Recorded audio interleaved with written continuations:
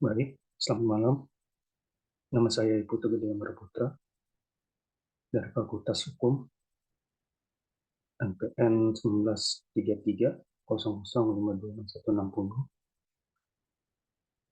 Oke, hadirin kalian, untuk dosen saya yaitu Pak Ugi Hafiz Juanda, SA, LEM, NCLA. Lalu saya akan mempresentasikan tugas kedua saya, yaitu hukum laut. Oke, pertama, hukum laut internasional merupakan hubungan dengan batas-batas wilayah negara yang berkaitan dengan laut, baik laut yang ada dalam suatu wilayah negara atau laut yang berada di luar wilayah negara atau laut lepas, baik dari pemanfaatan sumber kekayaan lautnya maupun akibat negatif yang ditimbulkan dari pemanfaatan sumber daya kekayaan lautnya. Jika hukum laut internasional juga dapat berarti seperangkat norma hukum yang mengatur hubungan hukum antara negara pantai atau yang berhubungan dengan pantai, yang terkurung oleh daratan dan organisasi maupun subjek hukum internasional lainnya, sehingga yang mengatur mengenai kedaulatan negara atas laut atau yurisdiksi negara yang dilakukan hak-hak negara atas perairan tersebut.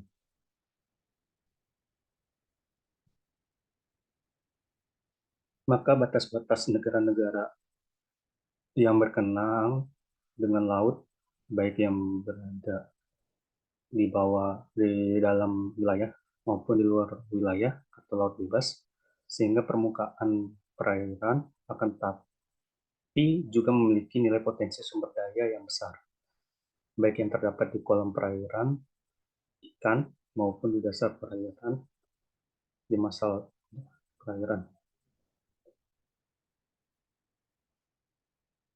Di masa lalu, dengan penguasaan teknologi yang terbatas, permukaan laut hanya dimanfaatkan untuk kepentingan pelayaran. Sekarang dengan berkembangnya teknologi, laut sudah dimanfaatkan hingga dasar perairannya. Oleh karenanya, hukum laut berkembang pesat sesuai dengan perkembangan zaman.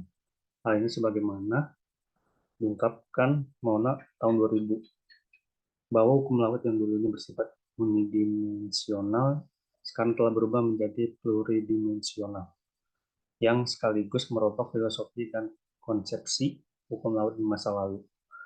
Bahwa hukum laut oleh pakar-pakar di masa lalu hanya diartikan mengenai sumber hukum laut, memiliki ketentuan-ketentuan mengenai hukum laut sebelum di tahun 1958 didasarkan atas hukum kebiasaan di Mauna tahun 2000 tersebut. Laut teritorial, yaitu menurut Konvensi Hukum Laut 1982, kedaulatan dari negara pantai yang keluar dari wilayah daratan dan perairan, kedalamannya atau perairan kepulauannya ke kawasan laut yang disebut laut teritorial. Kedaulatan ini menyambung ke ruang udara di atas laut teritorial. Demikian pula ke dasar lautan dan tanah di bawahnya, serta negara-negara akan melaksanakan kedaulatannya atas laut teritorial dengan memperhatikan ketentuan-ketentuan konvensi ini dan aturan-aturan lain dari hukum laut internasional. Batas laut teritorial tidak melebihi 12 mil laut diukur dari garis pangkal normal. Untuk negara-negara kepulauan yang mempunyai karang-karang di sekitarnya, garis pangkalnya adalah garis pasang surut dari sisi karang ke arah laut. Bagian ini juga membahas tentang perairan kepulauan, mulut sungai, teluk, instalasi, pelabuhan. Penetapan garis batas laut teritorial antara negara-negara yang pantainya berhadapan atau berdampingan serta lintas damai. Lanjut, laut lepas. Pengaturan laut lepas atau high seas terdapat dalam konvensi-konvensi Jenewa yang merupakan hasil dari konvensi PBB tentang hukum laut UNCLOS 1 tanggal 24 Februari 27 April 1958. Pasal 1 Konvensi Jenewa 1958 tersebut memberikan pengertian laut lepas yang berbunyi bahwa laut lepas adalah sebuah bagian laut yang tidak termasuk laut teritorial atau perairan pedalaman suatu negara. Konvensi Jenewa 1958 ini sudah tidak berlaku lagi karena ada yang baru, yaitu Konvensi Hukum Laut 1982. Pengertian laut lepas menurut Konvensi Jenewa 1958 tersebut sangat jauh dengan pengertian laut lepas menurut Konvensi Hukum Laut 1982. Konvensi Hukum Laut 1982 dalam pasal 86 menyatakan pengertian laut lepas yaitu bahwa laut lepas adalah sebuah bagian laut yang tidak termasuk zona ekonomi eksklusif, laut teritorial, atau perairan pedalaman suatu negara dalam kepulauan. Bahwa di zona eksklusif yang sejauh itu mempunyai status sui generis, yaitu bagian dari kedaulatan negara tapi juga tidak tunduk pada rezim internasional. Prinsip kebebasan di laut lepas. Bahwa dalam Konvensi Jenewa 1958, laut pada intinya dibagi dalam dua kawasan, yaitu kawasan teritorial dan laut lepas. Pada laut lepas, tidak satu negara pun yang berhak menuntut kedaulatan terhadap laut lepas, karena di laut lepas ada prinsip kebebasan. Hal ini berarti penggunaannya terbuka untuk semua negara. Kebebasan yang dimaksud meliputi kebebasan berlayar, menangkap ikan untuk terbang di atasnya, dan kebebasan untuk meletakkan pipa dan kabel di bawah laut.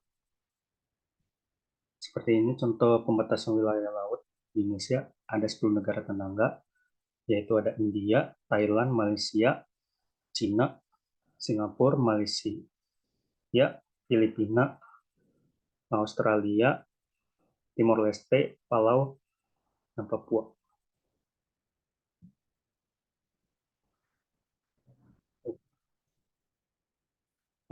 Terus ada pula Singapura yang pembatas laut teritorial. Terus Filipina yaitu Z, Vietnam landas kontinen, Papua New Guinea landas kontinen dan Z, serta Palau landas kontinen dan Z. Sementara di bagian selatan meliputi Australia, landas kontinen dan Z, serta Timur Leste, batas laut teritorial Z dan landas kontinen. Terus, zona ekonomi eksklusif merupakan suatu wilayah di luar dan berdampingan dengan laut teritorial yang tidak melebihi jarak 200 mil laut. Angka yang dikemukakan mengenai lebarnya zona ekonomi eksklusif adalah 200 mil atau 374 km, di mana angka yang dikemukakan ini tidak menimbulkan kesukaran yang dapat diterima oleh negara-negara negara-negara berkembang dan juga negara-negara maju. Semenjak dikemukakannya gagasan zona ekonomi, angka 200 mil dari garis pangkal tetap dijadikan pegangan sekiranya lebar laut wilayah 12 mil sudah diterima. Seperti kenyataan sekarang ini, sebenarnya lebar zona ekonomi tersebut 200 mil dan 12 mil sama dengan 188 mil. Sebagaimana telah dikemukakan, hak-hak negara pantai atas kedua zona laut tersebut berbeda, yaitu kedaulatan penuh atas laut, wilayah, dan hak-hak daulat atas zona ekonomi untuk tujuan eksploitasi sumber-sumber kekayaan yang terdapat di daerah laut tersebut. Adapun prinsip dari zona ekonomi eksklusif, yaitu bila negara pantai mempunyai kedaulatan penuh atas laut wilayahnya dan sumber-sumber kekayaan alam yang terkandung di dalamnya terhadap zona ekonomi eksklusif.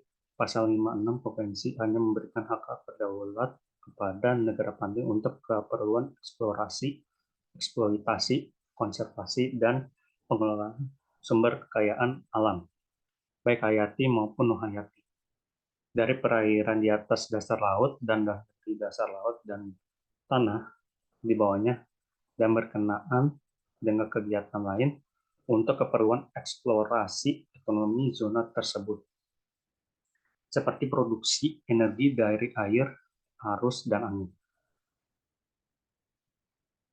Lalu ada zona tambahan. Juga mengatur wilayah perairan yang berdekatan dengan laut teritorial Indonesia dan dapat diukur sejauh 24 mil laut dari garis pangkal lurus kepulauan. Sedangkan zona tambahan laut di Indonesia di dalam UNCLOS bagian 3 pasal 24 ayat 1 menyatakan bahwa zona tambahan merupakan zona dalam laut lepas yang bersampingan dengan laut teritorial. Mengenai zona tambahan ini sudah diatur kembali dalam Konferensi Hukum Laut Jenewa 1958 di mana menghasilkan 4 konferensi penting, yaitu Konvensi 1 mengenai laut teritorial dan zona tambahan, Konvensi 2 mengenai laut lepas, Konvensi 3 mengenai perikanan dan perlindungan kekayaan hayati laut lepas, Konvensi 4 mengenai landas kontinen. Terus landas kontinen. Bahwa dasar laut yang secara geologi maupun geomorfologinya merupakan lanjutan dari benua yang terendam oleh air laut dengan kedalaman kurang dari 150 meter. Batas landas kontinen diukur dari garis dasar ke arah laut dengan jarak paling jauh 200 mil laut. Jika terdapat dua negara yang berdampingan di batas landas kontinen, maka batas laut akan dibagi dua sama jauh dari garis dasar setiap negara. Indonesia terletak di antara landas kontinen Asia dan Australia. Pada landas kontinen, suatu negara memiliki hak dan wewenang untuk memanfaatkan sumber daya alam yang terkandung di dalamnya, seperti ikan dan barang tambang, dengan selalu menghormati dan tidak mengganggu jalur pelayaran internasional. Lalu, sengketa hukum laut. Seperti di kawasan Laut Cina Selatan meliputi perairan dan daratan yang sangat luas dari gugusan kepulauan dua pulau besar, yakni Spratly dan Paracels, serta bantaran sungai Mansfield dan Karang Scarborough. Kawasan ini terbentang dari Selat Malaka hingga ke Selat Taiwan. Luas keseluruhan perairan ini mencapai 3,5 juta meter persegi. Karena berbentangan wilayah yang luas dan juga sejarah penguasa tradisional yang silih berganti pada kawasan ini di masa lalu, sengketa laut Cina Selatan muncul pertama kali pada Dasarawasa tahun 1970-an, berulang kembali di Dasarawasa tahun 1980-an. Dan terjadi lagi pada Dasarawasa pada tahun 1960-an, pun tak kurang memanasnya memasuki Dasarawasa tahun 2010 dan bahkan hingga kini. Diketahui sengketa klaim kepemilikan teritorial di Laut Cina Selatan sesungguhnya merujuk kepada wilayah kawasan laut dan daratan di dua gugusan kepulauan Paracel dan Spratly. Yang kedua gugusan pulau-pulau yang tidak berpenghuni ini bisa dikata ialah titik didih utamanya. Pasalnya sudah tentu kekayaan mineral pertambangan di kawasan gugusan pulau-pulau tersebut. Lalu hukum udara adalah serangkaian ketentuan nasional dan internasional mengenai pesawat, navigasi udara, pengangkut udara komersial, dan semua hubungan hukum, publik ataupun perdata yang timbul dari navigasi udara domestik dan internasional. Hukum udara merupakan keseluruhan norma-norma hukum yang mengatur penggunaan ruang udara, khusus mengenai penerbangan penggunaan pesawat-pesawat terbang dalam peranannya sebagai unsur yang diperlukan bagi penerbangan. Terus teori kedaulatan udara, yaitu wilayah udara menjadi bagian dari sebuah negara. Selain daratan dan lautan, ada yang menganggap wilayah udara merupakan ruang bebas tanpa dimiliki suatu negara. Namun, ada pula yang mengakui bahwa wilayah udara menjadi bagian dari kedaulatan sebuah negara. Konvensi Hukum Udara. Konvensi Chicago tahun 1944 nomor 1 antara dua kebebasan dalam dasar hak lintas damai dan mendarat untuk keperluan pengambilan bahan bakar dan reparasi perbaikan. Yang kedua, 3 kebebasan komersial yaitu A. Hak untuk menurunkan di semua pihak para penumpang dan barang dagangan yang dimuat di wilayah negara pihak yang pesawat udaranya mempunyai kebangsaan dari negara tersebut. B. Hak untuk menaikkan para penumpang dan barang dagangan ke wilayah yang pesawat udaranya mempunyai kebangsaan negara tersebut. Dan C. Hak untuk menaikkan para penumpang dan para dagangan menuju semua wilayah negara pihak dan menurunkan di wilayah negara lain. Dan hukum ruang angkasa, yaitu pada 4 Oktober tahun 1957, Rusia telah berhasil melakukan peluncuran satelit Sputnik 1, dan selanjutnya Amerika Serikat berhasil mendaratkan Apollo 11 di bulan pada 20 Juli tahun 1969. Kejadian tersebut telah diikuti dengan perkembangan dan pembentukan hukum yang khusus, yakni hukum angkasa. Pembentukan hukum khusus ini tidak dapat dilepaskan dari pengaruh sosial dan kemasyarakatan, baik nasional maupun internasional. Kemajuan ilmu pengetahuan di bidang hukum ruang angkasa tidak dapat dilepaskan dari adanya hukum udara atau penerbangan yang didasarkan kepada Konvensi Paris 1919 dan Konvensi Chicago 1944. Akan tetapi, bidang hukum ruang angkasa telah memiliki dasar hukum sendiri, yaitu Space Treaty tahun 1967.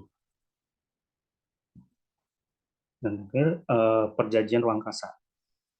Diatur oleh 5 perjanjian internasional yang secara tidak resmi dikenal dengan perjanjian luar angkasa, perjanjian penyelamatan, konvensi pertanggungjawab, konvensi registrasi, dan traktat bulan. Nama resmi mereka jauh lebih panjang. Semuanya berada dalam naungan kantor urusan luar angkasa, perserikatan, dan bangsa-bangsa. Sekian dari presentasi saya. Kurang lagi mohon maaf apabila juga ada kesalahan.